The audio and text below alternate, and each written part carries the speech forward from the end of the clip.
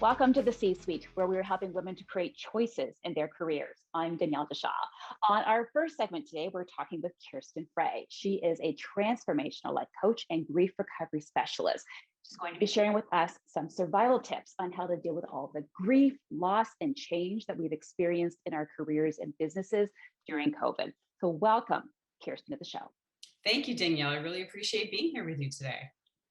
I'm really excited and really, grateful to be able to have this conversation with you because there's been so much loss and change and just who knows what's going to even happen tomorrow, that there's a lot of grief that's happening. But I think a lot of people don't understand that they could be grieving a lot of this loss and change, but don't understand that it's actually grief.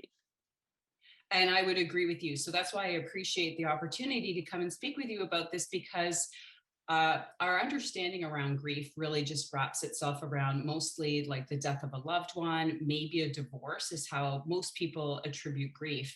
But there's more than 40 life experiences that can create feelings of grief. And COVID has amplified so many of them for so many of us, because we're just having this ongoing uncertainty and change and transition and losses, just like you said.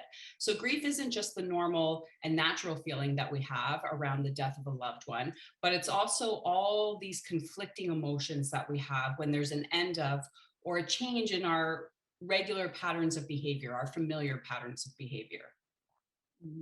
And so, what are some signs that someone may be actually experiencing unresolved feelings of loss or change due to grief that they may not even be aware of? So for us, I think it's been this ongoing transition and uncertainty that we're experiencing. So what I'm hearing from people most often is fatigue, confusion. Sometimes it's almost this sense of languishing from time to time where, nothing's maybe necessarily wrong, or they can't really put their fingers on it, but they might feel that they're more reactive to situations, so more emotional, and not just from a point of sadness, but anger and frustration and resentment and all of these other sort of conflicting emotions that can come up. Sleep is being affected by so many people. A lot of folks are really focusing on their businesses because they've had to make the switch. So many of us have had to pivot to go online and to really shift and change and be open in terms of how do we expand our businesses in a time of, this ongoing change. And so while a lot of focus is going on business, sometimes our own personal care is falling by the wayside. And so I'm hearing a lot of people that, have put on weight over this time frame, maybe not eating as well, sleeping as well, taking really good care of themselves as much as they could be.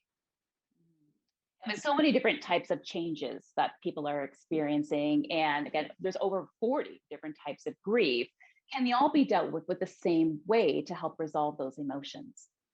So I work with the Grief Recovery Method, which is a beautiful program that is it's a 7-week program when you do it one-on-one. And what it is it just allows people to discover what is emotionally incomplete for them for any type of loss or change or transition that they're experiencing in their life. And then also to give them the action steps, because that's the piece that so many of us are missing, is we can understand what we're emotionally feeling, but then we don't know what action to take after that.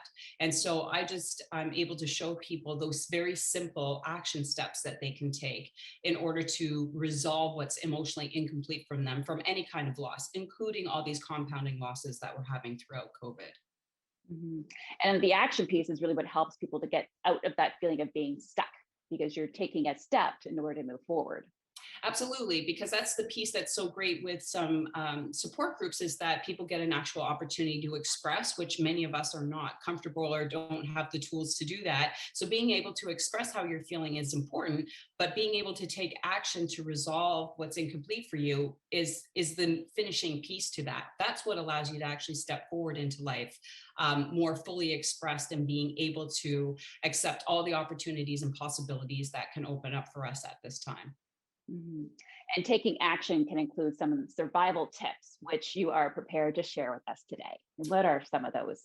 So first off, especially for most of us that are doing their own businesses, for entrepreneurs, small business owners that are really being affected during this period of time, remember to take care of yourself, because you are your business and you are also part of your family. So if you are not operating at an optimal level for yourself, you're not going to be able to contribute to all those things that you want to do in a really big, expanded way. So I always tell people when things get overwhelming, simplify as much as possible. Bring things right back down to the foundation in terms of, shorten up your to-do list. Maybe give yourself 1 to 3 things to do in a day instead of 10 things to do in a day.